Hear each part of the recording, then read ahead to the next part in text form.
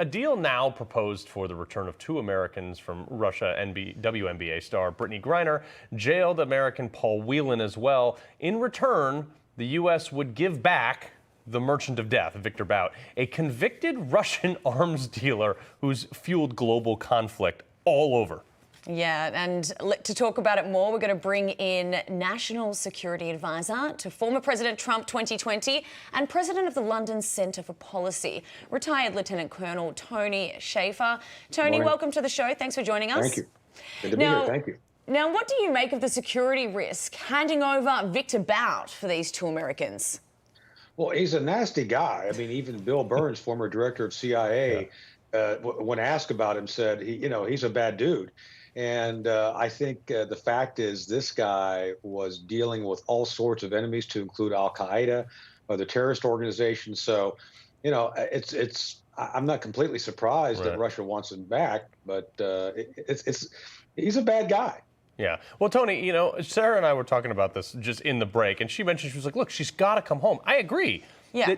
He has to, she has to come home. So does the other guy. But at the cost of the merchant of death global arms dealer?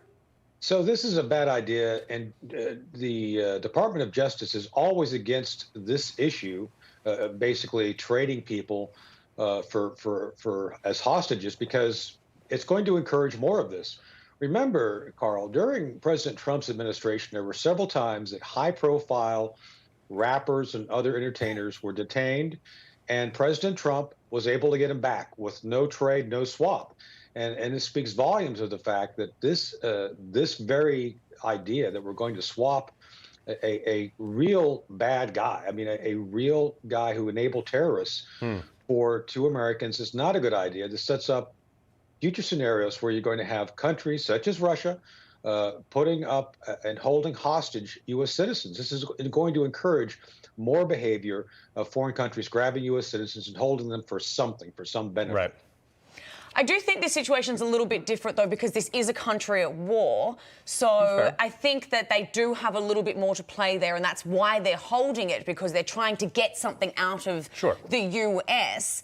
But credibility, too. Credibility, that's exactly why. So, but why as well, Carl and I were also saying in the break, why do they want him back? Do you think it is just to play with America a little bit during this time?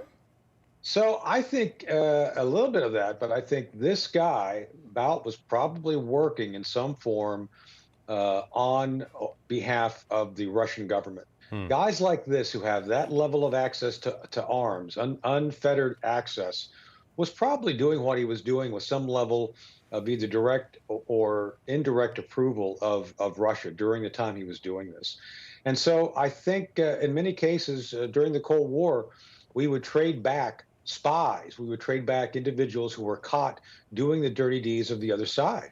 So the fact that Bout has been on the radar of the Russians since he was convicted back in 2011 speaks volumes of the fact that the guy was probably doing things either directly for Russia or in terms of supplying weapons to bad guys the Russians wanted the bad guys to have arms from. So I think it speaks that he was probably an asset of the Russian government. Well, Viktor should remain in jail just for that mustache alone right there that we were showing.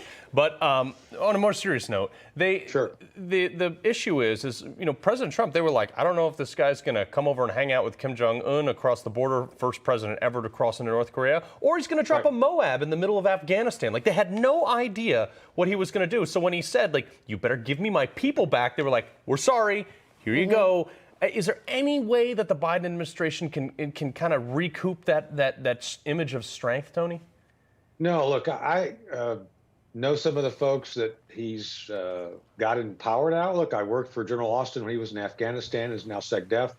I know Mark Milley, General Milley, the chairman of the Joint Chiefs. These folks do not elicit any sort of response of fear that they would execute a strong policy, let alone Joe Biden himself. So Anthony Blinken has been the pillar of cotton candy with his courage. So there's just nobody out there from the top on down to the people who have to execute a hard mission who are taken in any credible way by the current Russian leadership. Putin, I suspect, I don't know this because I don't know Putin, but I'm pretty sure Putin laughs at the responses of Joe Biden and his staff. And this is just another way, to you guys' point, to play on the United States at a time that they want to gain advantage. Yeah. Okay, well, at the end of the day, all we can hope for is that these two Americans do get back on American soil. At the end of the day, we hope that they come back. That we do hope that they come back very quickly.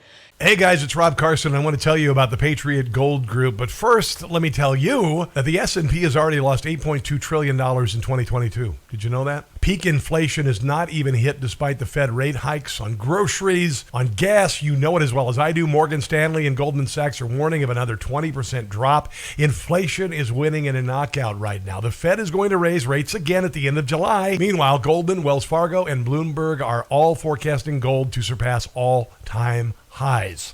If you want to invest in gold, call 888-936-2373 now. Call the Patriot Gold Group today and ask about their no-fee-for-life IRA. Sounds like a good deal, don't it? Here's the number, 888-936-2373, 888-936-2373 for the Patriot Gold Group.